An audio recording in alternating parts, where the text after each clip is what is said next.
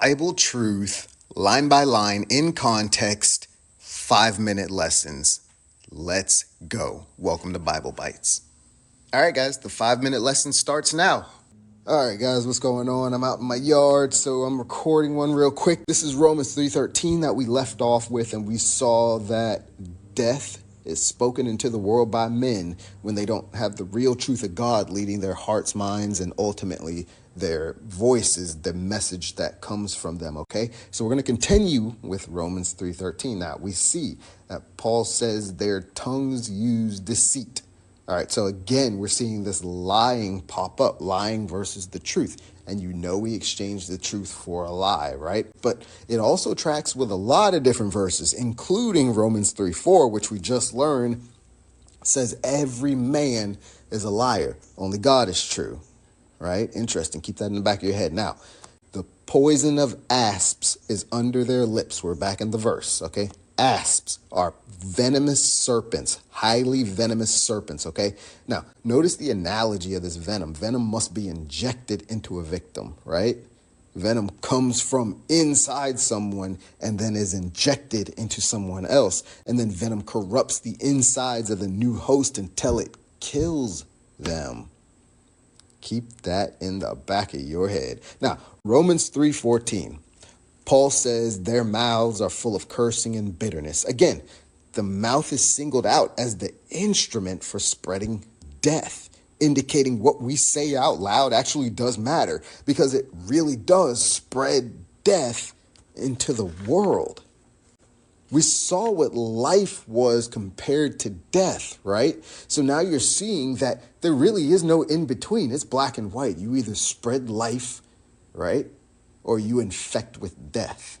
But remember, Romans 2:29 says this heart-spirit condition, the circumcision, uncircumcision, that determines what comes out of a man's mouth.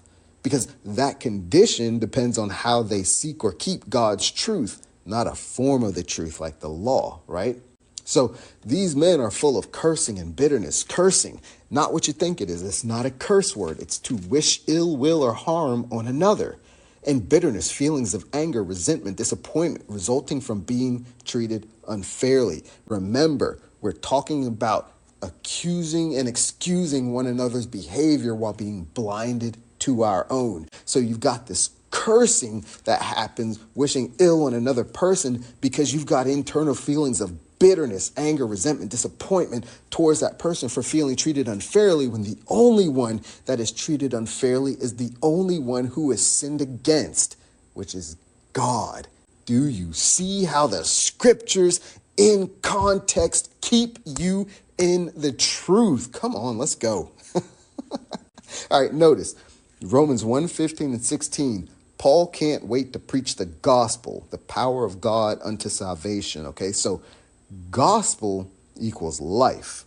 But Paul, from Romans 1 to Romans 3, is showing how judging each other is downfall or condemnation. Judging each other is death, but giving each other the gospel is life. Man, I haven't even got to finish that. Let's go. Romans 3:15.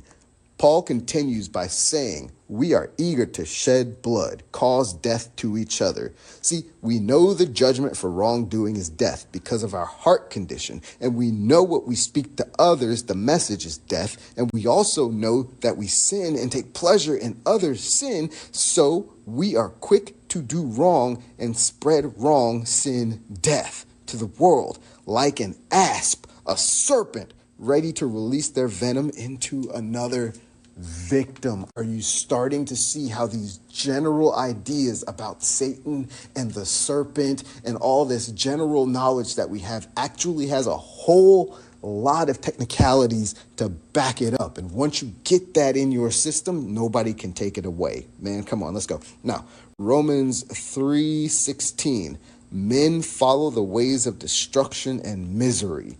Romans 3:17, a continuing thought, and they have not found peace. Context check.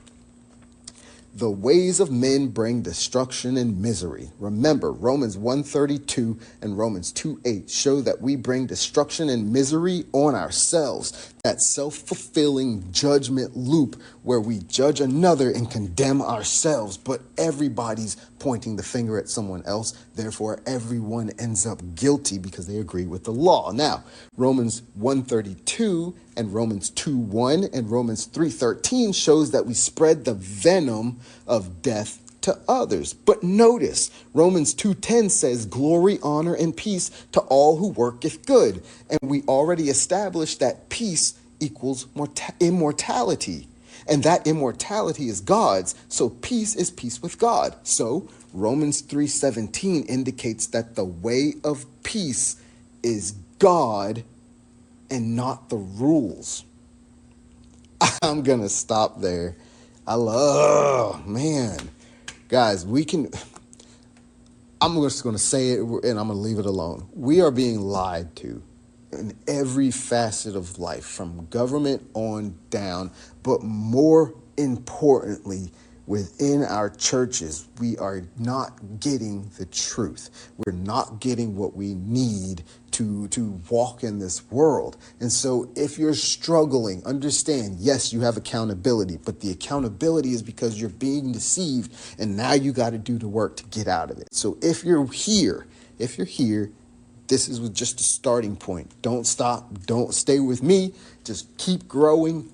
Pull me up when I fall, and I'll try to do the same. We love you guys. This is Bible Bites. We'll talk to you next time. Later.